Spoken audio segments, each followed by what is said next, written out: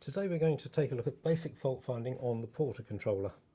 It's a basic controller and it's quite straightforward to do basic fault finding on it. The first step is to measure the voltages on the 5-pin connector here. These can tell us a lot about what is going on with your system.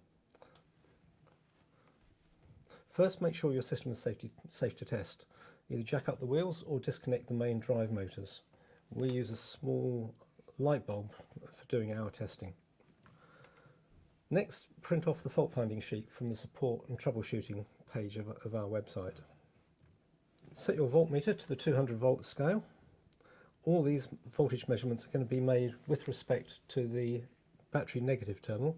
To make this easy, we use a crock clip on the black meter wire.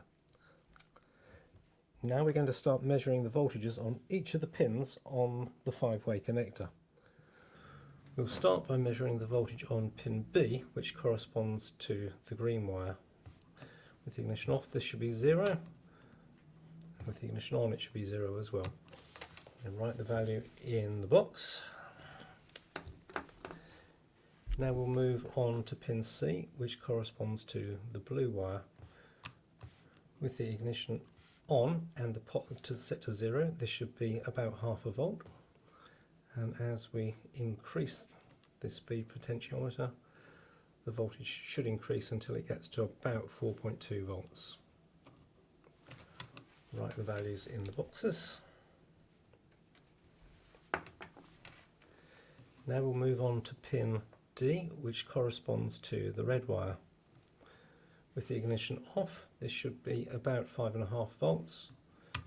With the ignition on, it'll drop by about half a volt, in this case to 4.8 volts. Again, write the values in the boxes. Now have a look at the results.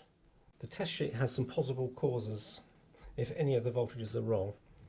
If you're stuck, then scan and email the completed sheet to us. That's it. I hope this will get you back running again. If you found this video useful, please like and share it below to help other folks to find it. Thank you.